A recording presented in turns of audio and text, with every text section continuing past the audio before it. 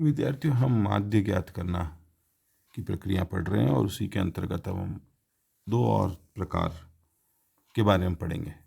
इससे पहले हम माध्य ज्ञात करने के कुछ तरीके और कुछ प्रकार देख चुके हैं।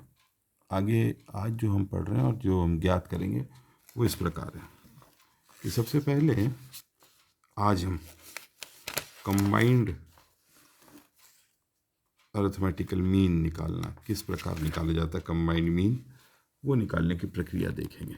साधारण है, जल्दी से देखेंगे जिससे ज़्यादा समय खर्च ना हो। तो आइए इस प्रक्रिया को समझने का प्रयास करते हैं। कभी कभी क्या होता है कि दिए गए आंकड़ों को या तो दो श्रेणी में बांट लिया जाता है या दो अलग अलग श्रेणी दी हुई होती है और उनका माध्य निकालना होता है। तो उसको किस प्रकार निकालते हैं, उसे कंबाइंड माध्य निकालना कहते हैं, मिश्रित माध्य निकालना कहते हैं। तो आइए जरा देखते हैं। कभी दो श्रेणी या किसी श्रेणी के दो भागों में करके दोनों के मान निकालने को जानने की आवश्यकता होती है। ऐसी परिस्थिति को मिश्रित माध्य ज्ञात करना कहते हैं, कंबाइंड, है ना। तो इसको किस प्रकार निकाला जाता है, इसको वही मान के वैल्यू से एक्स डैश से रिप्रेजेंट किया जाता है, जिस प्रकार दिख रहा है एक्स बार, इसका मतलब होता है मीन। और ये है n1, यानी एक जो श्रेणी, दो श्रेणी मैंने आपने कही तो n1 और n2, तो n1 श्रेणी की गिनती यहाँ और n2 की यहाँ। और जो उनके मीन हैं निकाले x, उनमें जो पद हैं उसके बारे में हमने यहाँ पर अलग से दिया है। तो n तो संख्या हो गई, श्रेणी का माध्य x डैश हो गया, और n2 संख्या वाली श्रेणी का माध्य x2 हो गया। तो ये भी बार है और ये भी बार है, दोनों का मीन निकाल लिया अलग अलग, और उसको दोनों को फिर बाद में जोड़ दिया और उनके जो नंबर है उससे उसको डिवाइड कर दिया, उसके जोड़ के नंबर के जोड़ से। फिर से समझें इसको, ये पहली वाली श्रेणी, फिर से समझाता हूँ इसको, एक बार निशान सारे हटा दूँ और ये लीजिए साहब, अब आपके फटाफट समझ में आएगा। ये माध्य का निशान है, ये भी माध्य है, इसके ऊपर मैं बार लगाना भूल गया, ये बार है इसके ऊपर और इसके ऊपर। ये पहली एक, मैंने आपसे कहा था दो श्रेणियों में बटी हुई है, दो हिस्सों में बटी हुई एक श्रेणी को दो भागों में बांट दिया। तो n1 उसके संख्या है, श्रेणी की संख्या, और n2 दूसरे की संख्या। तो n1 इंटू x1 मीन 1 और x बार 2, ये इसका मतलब है उसकी पहले वाले की मीन और दूसरे वाले की मीन को दोनों को गुणा कर लिया। ये डॉट है बीच में, इसका मतलब है मल्टीप्लिकेशन है दोनों के बीच में, यानी n1 इंटू x1, इस तरीके से। तो इस मान को जो गुणा कर लिया और नीचे n1 इंटू n2 दोनों के को जोड़ करके जो भाग दिया, उससे ये कंबाइंड मीन निकाला जा सकता है। आइए एक सवाल सॉल्व करके देखते हैं, तब समझ में आ जाएगी बात। मिश्रित माध्य की गणना की प्रक्रिया देखते हैं। उदाहरण है कि एक कक्षा में 50 छात्र पढ़ते हैं, जैसे दूसरी कक्षा में 100 छात्र पढ़ते हैं। तो n1 50 हो गया, n2 100 हो गया, मैंने लिख करके यहाँ पहले ही रख दिया है। इन छात्रों की लंबाई का माध्य जो है, माध्य भी हमने पहले कैलकुलेट किया, दोनों का अलग अलग कैलकुलेटेड है, दिया हुआ है। तो ये x1 माध्य ये रहा पहली का, n1 का ये रहा, और x2 ये रहा n2 का।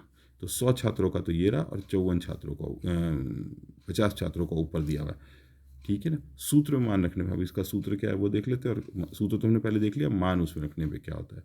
तो हमने बोला था कि n1 इंटू मीन, ये n1 है, ये x1 है, दोनों को मल्टीप्लाई कर दिया, ये n2 है और ये मीन 2 है, दोनों कर दिया, और ये नीचे n है। जब ये दोनों को जोड़ आया, और मैंने इसको पहले ही कैलकुलेट कर लिया है कि इट कम्स टू 51.57।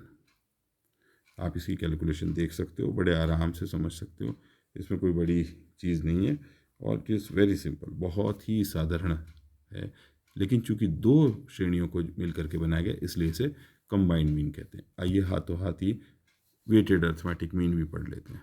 मैंने आगे हेडिंग कंबाइंड मीन दिया है, हम इसी में आज वेटेड अर्थमेटिक मीन भी पढ़े। भारित समांतर माध्य, समांतर माध्य में समस्त पदों को समान महत्व दिया जाता है, ये एक सबसे इंपॉर्टेंट बात है। समांतर के अंदर मीन निकालने में हम सभी पदों को समान वो देते हैं,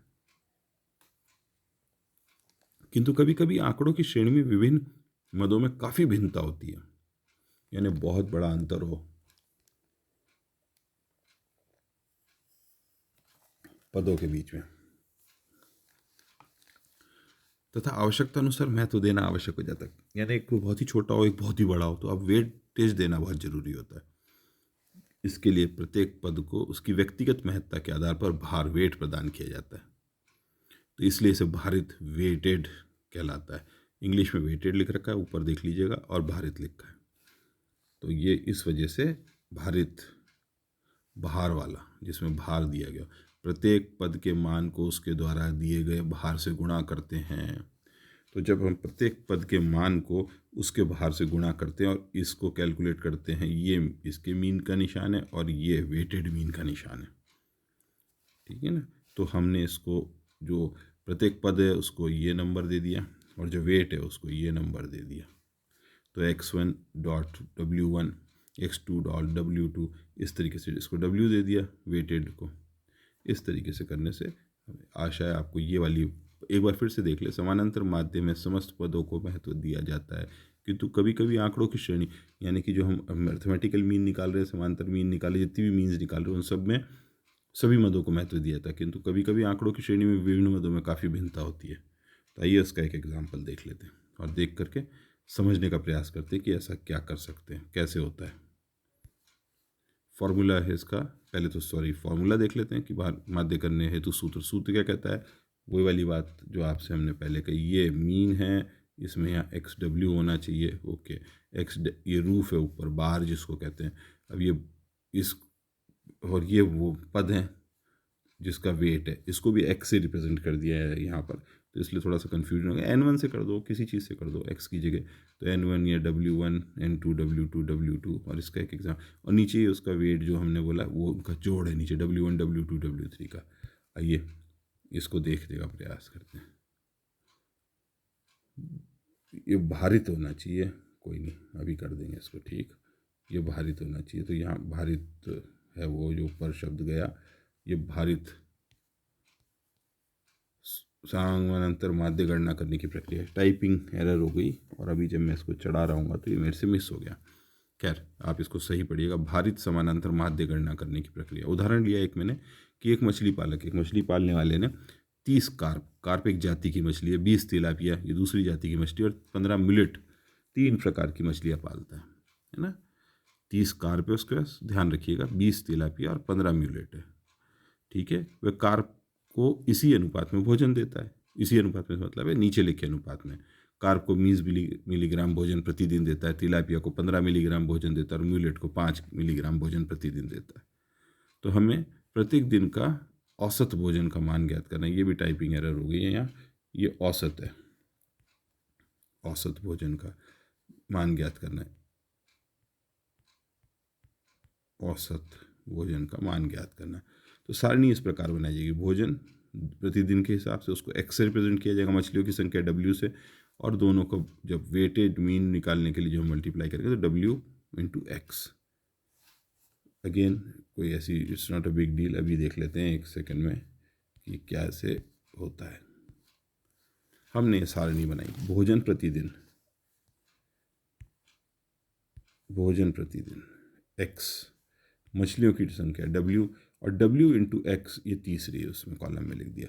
हमने पहले देखा था एक तिलापिया को 20 मिलीग्राम देता था, कार्प को 20 मिलीग्राम देता था, तिलापिया को 15 मिलीग्राम देता था, और म्यूलेट को 5 मिलीग्राम देता था। और पाली हुई कितनी मछलियाँ थे? 30 तिलापिया कार्प पाल रखी थी, 20 तिलापिया पाल रखी थी, और 15 म्यूलेट पाल रखी थी। यहाँ जातियों की उतनी इंपॉर्टेंस नहीं, पर फिर भी चूंकि 3 प्रकार की पाल रखी उस व्यक्ति ने, और भोजन का औसत निकालना है उसका कि भोजन कितना देता है, तो हमने इसको यहाँ कर लिया। WX 600 आया जब इसको इससे मल्टीप्लाई किया, यानी 20 को 30 से मल्टीप्लाई किया, x को w से मल्टीप्लाई किया पहले उसके अंतर्गत, तो ये 20 इंटू 30 गिव 600। तो इसमें कोई दिक्कत ही नहीं हुई। 15 इंटू 20 गिव्स 300। तो ये लीजिए सर, 15 मिलीग्राम दिया और 20 मछलियों को दिया, तिलापिया को, और 5 मिलीग्राम दिया, 15 म्यूलेट को दिया, तो ये 75 आ गया। 75, 300, 600, इनका हम समेशन कर लेते हैं। तो समेशन ये होगा WX, समेशन WX। तो समेशन WX जो आएगा, ये W ये डॉट एक्स, ये इन तीनों को जब हम जोड़ देंगे तो 600 + 300 975 आ गया। यहाँ तक तो कोई परेशानी नहीं और आपको आसानी से समझेगा। इनका भी हम समेशन कर लेंगे, इसका भी, दैट इज समेशन डब्ल्यू।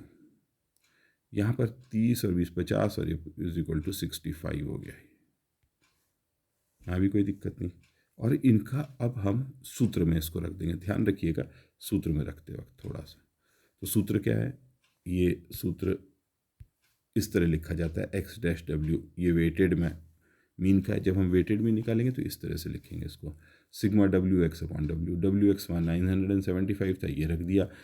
एक सिग्मा डब्ल्यू 65 था, ये रख दिया। इसको भाग दिया तो इसका आंसर 15 है। तो वेटेड मीन इसका आया 15। आशा है आपको ये बहुत आसानी से समझ में आ गया होगा। फिर से इसको एक बार रिपीट कर लेंगे अभी, तो आपको चीज़ें काफ़ी क्लियर हो जाएगी। ये लीजिए साहब, इसने इस तरह से मछलियाँ पाली थी, हमने इसको पहले ही आपसे बता दिया कि इसको किस तरह रखा जाता है। समांतर माध्य में किस तरह वेट से उसको मल्टीप्लाई कर दिया था, वेट से मल्टीप्लाई करने का दिए इस तरीके से ये फॉर्मूला है। x1 × W1 x2 × W2, दोनों को जोड़ा, W1 W2, ये डॉट डॉट डॉट का मतलब है आगे इसमें इट इज़ xn × WN। इसको x को भी कोई सा भी ले सकते हो है, और ये W तक ये WN, तो कोई दिक्कत नहीं। आइए साहब, और ये मैंने कहा इसको करेक्शन अभी कर देंगे, इसका करेक्शन। तो ये भारित समांतर माध्य है, तो भारित समांतर माध्य, भारित समांतर माध्य है ये, तो ये इसको करेक्शन कर लीजिएगा। तो इसमें मैंने एग्जांपल लिया कि एक मछली पालक जो मछलियाँ पालता है अपने पास में, उसमें 30 कार्प और 30 कार्प है, उसके पास 20 तिलापिया और 15 म्यूलेट है। इसको हमने वहाँ एक उसमें बना के रख दिया, उसके बाद मछलियों की संख्या लिख दी, कितना खाना खिलाता है वो लिख दिया, 20 मिलीग्राम, 15 मिलीग्राम और 5 रिस्पेक्टिवली, और फिर उसके उसकी कैलकुलेशन कर लिए। आइए, ये कैलकुलेशन भी सिंपल फार्मूला है।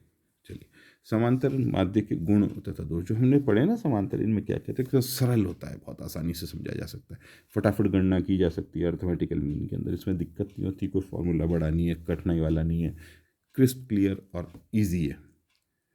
अच्छा, सभी मान, ये मान है यहाँ पे, क्या हो गया इसमें, सभी मान को समान महत्व रहता है, ये चर के सभी मूल्यों का प्रतिनिधित्व करता है। हाँ, ये दोष भी है और गुण भी है। महत्व है तो अब देखते हैं, अभी समांतर माध्य में जांच के आधार पर शुद्धता की जांच संभव है। हाँ, इसमें शुद्धता प्योर कितने हैं, आंकड़े कितनी प्योरिटी, बड़े आसानी से देखा जा सकता है। अभी हमने देखा तो आसान है, जो पहले हमने जो एक्सरसाइज करी उससे भी ये होता है। दोष क्या क्या है इसके, सभी मूल्य समान है, इसलिए गणना में बहुत बड़ा अंतर आ जाता है। कभी कभी बहुत छोटा और बड़ा, एवरेज निकालना था, एक 6 इंच का और एक 6 फुट का, दोनों को जोड़ के एवरेज निकाल लिया आपने, तो गड़बड़ हो गई। एक चर या एक मान 6 इंच था, यानी इतना छोटा था, और एक 6 फुट था साइज़ की अगर कोई, और दोनों को जब जोड़ के और 2 से भाग दे दिया तो एवरेज बहुत नीचे आ जाएगा, जबकि ऐसा पॉसिबल नहीं होता। और इसमें क्या, अगर एक भी मूल्य ज्ञात नहीं है किसी चर का या किसी फैक्टर का, कोई चीज़ का, तो फिर ये कैलकुलेशन में बैठता नहीं, फिर एवरेज, मीन और ये मीन यहाँ निकाला नहीं जा सकता, सबको पता है। और कभी कभी क्या था, ये भ्रामक है, ये ब्राह्मण नहीं, भ्रामक,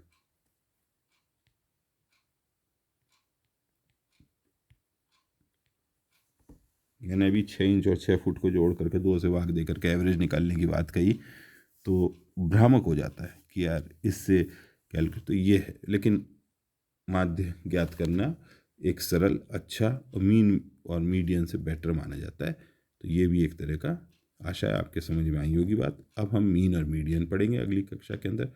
तब तक के लिए विद्यार्थियों धन्यवाद। आप मन लगा करके इसको पढ़िएगा, ईजी है, और स्टैटिस्टिक्स के सवाल चूँकि परीक्षा में आते ही, और अगर आपने सवाल हल कर लिया मीन का, मीडियन का या मोड का, तो आपके नंबर पक्के। मैथमेटिक्स के अंदर ये फ़ायदा होता है कि पूरे नंबर कहीं कटते नहीं नंबर। हाँ, बशर्ते आप सारे बिंदु सही लिखें, थ्योरेटिकल पार्ट नहीं, तो अब ज़्यादा मैथमेटिकल पार्ट है, आसानी से समझ में आ गया होगा। ये स्टैटिस्टिक्स की शुरुआत है। अब हम मीडियन ज्ञात किस प्रकार किया जाता है वो अगली कक्षा के अंदर पढ़ेंगे। तो आप सवालों को सॉल्व करने के लिए और कुछ इससे मिलते जुलते सवाल अपने द्वारा, खुद के द्वारा तैयार करके सॉल्व करें, जिससे आपको आसानी रहे। Thank you.